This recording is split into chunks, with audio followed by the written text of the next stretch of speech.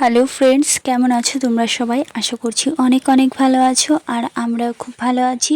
তো 26শে আগস্ট আমার ছেলের বার্থডে ছিল, সেদিনই এই ভিডিওটা করেছিলাম। তো আজকে একটু দেরি হয়ে গেল পোস্ট করতে ভিডিওটা। তো দেখো কি কি রান্না হবে সেগুলো সকাল থেকে গোছানো হচ্ছে।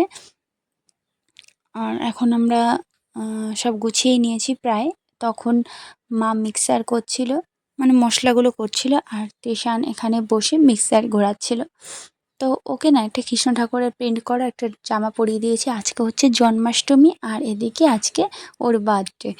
তো ভাবলাম, প্রথমে ভেবেছিলাম কি ওকে কৃষ্ণই সাজাবো, তারপরে ভাবলাম না, কেমন একটা হয়ে যাবে, আজকে আমিষ টামিষ খাবে, তার জন্য আর করলাম না। তো এই দেখো ওর জন্য এখানে আলু ভাজা, পটল ভাজা, চিংড়ি মাছ ভাজা, তারপরে রুই মাছ ভাজা, আর একটা মাথা নিয়ে এসেছিলো সেটাও ভাজা করেছি।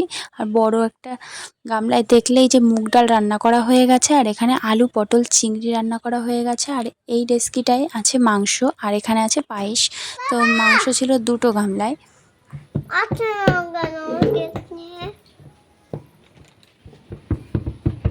তোমার আজকে কি? তুই তুলছিস তো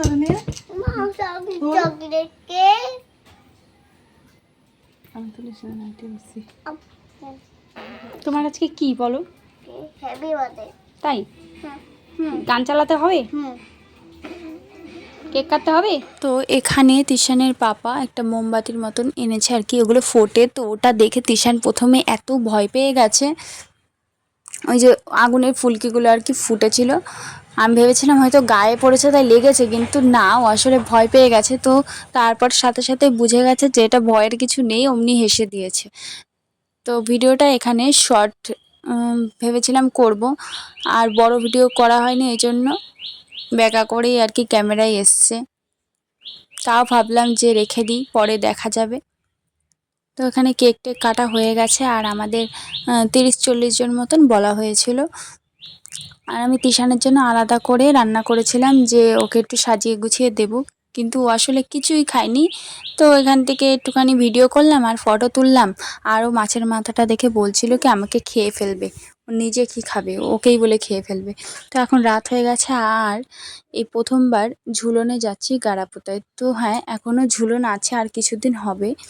তো গাড়াপোতা যাচ্ছিলাম, জীবনে ফার্স্ট টাইম। গাড়াপোতা মন্দির আছে, যে অনেকেই হয়তো জানো, সেই দক্ষিণেশ্বরের মতন মন্দির, ওইখানে আর কি ঝুলন মেলা হচ্ছে। তো ওইখানেই যাচ্ছি ফার্স্ট টাইম। তো আমাদের বাড়ির কাছেই, কিন্তু তাও কোনো দিন যাইনি। তো ওই যে মন্দিরে চলে এসেছি। তো এসে দেখলাম না, এখানে ভালোই মেলা হয়, মানে বাগদায় যাই যেহেতু, বাগদায় এত বড় মেলা, তো এখানেও ভালোই মেলা হচ্ছে। কোনো দিনও তো আসিনি, এই প্রথম টাইম, প্রথমই দেখলাম। তো এই দেখো এখানে ঠাকুর ঠাকুরগুলো রয়েছে। আর আসার সময় তরুণ হঠাৎ খেয়াল করলো রাস্তার পাশে একটা দোকানে ধোসা বিক্রি হচ্ছে। তো তখন বানাচ্ছিল না, আমাকে সাথে সাথে নামালো আর বলল চলো হচ্ছে। আমি বলছি না, এখানে হচ্ছে না। তো তবুও দেখলো না সত্যিই হচ্ছে। তারপরে অনেকদিন আগে আর কি খেতে চেয়েছিলাম, কিন্তু আমাদের এখানে পাওয়া যায় না, ওই কারণেই আর কি নেওয়া হয়নি। তো ভিডিওটা কেমন লাগলো জানিও।